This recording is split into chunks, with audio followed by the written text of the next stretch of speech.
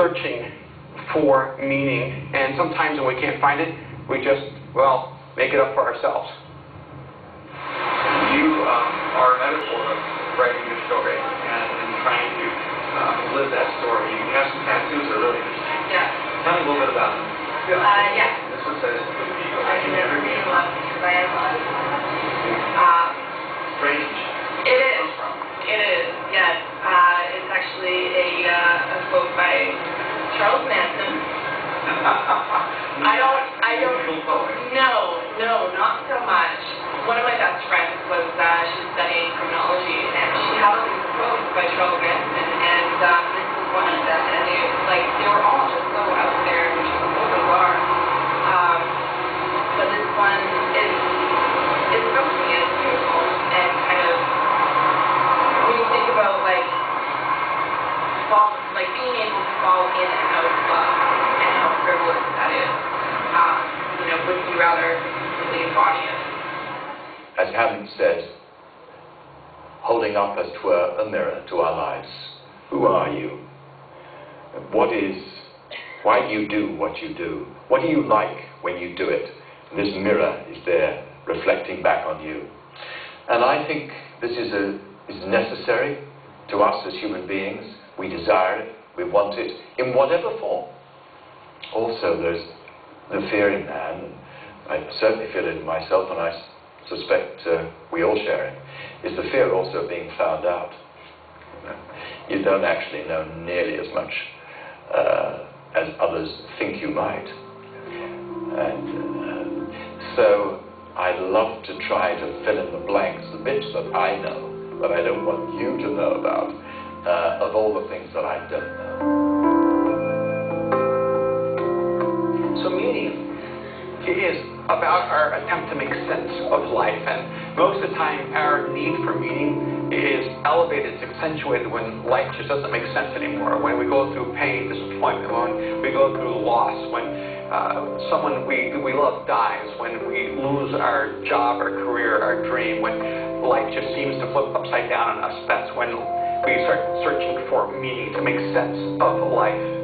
But this other intrinsic craving, this need for progress, the more romantic, the sexier word is our need for destiny, that we have this intrinsic longing to believe that tomorrow can be better than today, that we can be better than we are, that there's something waiting for us in the future. And whatever language you use, whether it's destiny or fate or this intense sense of calling in our lives, all of us have this intrinsic need not only to make sense of life, searching for meaning, but we have this intrinsic need to find our sense of destiny, find our significance, to find our purpose, to find, well, our story. Now, I know you're a person of faith. Yeah. But there was a time where faith wasn't really central for you. No, there wasn't. Yeah. There was a time, yes. Yeah. And, but I'm gonna guess that even before you were a person of faith, even before faith was central in your life, that you still want to make a difference in the world. Oh, yeah. You still had this yearning to do something that mattered. The yearning was always there. The yearning was always there. I remember specifically at a time in my life where I said,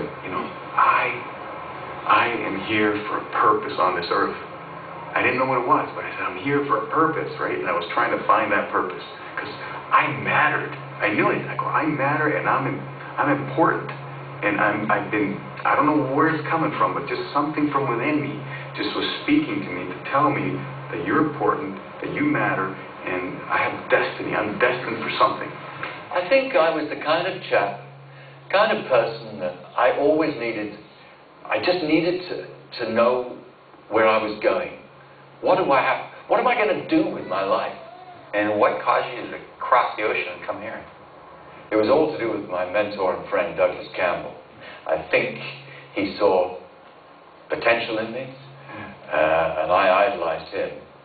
And he said to me, after a couple of years working for him at his theatre, he said, go to Canada. That'll be good for you. Leave here, go there. It'll enlarge your mind. And he said, and what's more, take a ship, don't take a plane. Start to understand how big the world is. Wow. So I went out and bought a ticket the next day, and I came.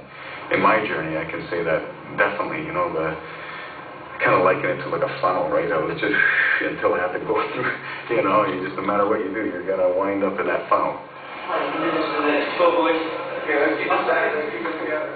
But I got to tell you about identity. My name Irwin. All right, I hate the name Irwin, by the way.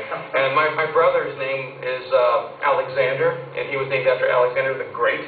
And he always reminded me of that, you know. And I needed a good American name, so I was back in El Salvador. And I went to my grandfather and I said, "Papi, I need a good American name." And he starts in Spanish, like describing what this name has to be like. He said, "This name needs to be the name of a conqueror." I'm like, "No, I don't think so. I just want to be named something that, you know, doesn't get me beat up." You know, and he goes, "It must be the name of someone brilliant." Well, I was a straight D student, and I'm going, "Not me." And then finally my grandfather says, "Su nombre es Erwin." I never heard that name my whole life. You know, it sounds like a bacteria. And I'm going, "¿Qué?" He says, "Erwin." And what happened was my grandfather named me, he was studying World War II history, and named me after one of Hitler's generals, Erwin Rommel. And, the general over North Africa. And so I was basically named after a Nazi. And so I just wanted to change my name so bad. But I couldn't change it inside of me, because even though he didn't know he did this to me, but when he named me Irwin after Erwin Rommel, because he wanted to be a name of someone who was heroic and someone who was courageous and someone who was brilliant and someone who would make a difference in the world, I couldn't give up my name, because for one moment in my life someone looked at me and said, "You want to disappear. You want to accept your role as being insignificant in the world. You want to believe that your life doesn't matter." But in that moment, my grandfather basically told me, "That's not who you are." And so even though he didn't pick the best name, he picked a name for the best reason, to tell me that my life really mattered. If you don't remember anything else, remember that you actually matter. And there's something amazing inside of you waiting to find its way out. What makes me happy? What makes me happy? A lot of things make me happy. Dogs. Food makes me happy. Because it's so good. I love my job. That makes me happy. Family. Family makes me really happy. Probably making people laugh. I think helping people and being involved in just being a positive change in people's lives. Being loved and like respected by everybody is that's what makes me happy. Family, relationships, and my husband. Food.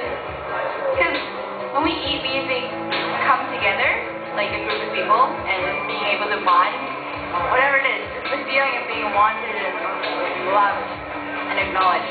That's a good feeling. That makes me happy. So as we've looked at these intrinsic cravings, we've seen that every one of us has an intrinsic craving for meaning, to make sense of life, to take all the disarray and chaos of life and try to bring it together in some cohesive whole, to find if anything is true, if anyone can be trusted. We also have this intrinsic craving for destiny, for progress, for purpose, to see if our lives are actually going anywhere, this need to believe that we can create a better world, a better self.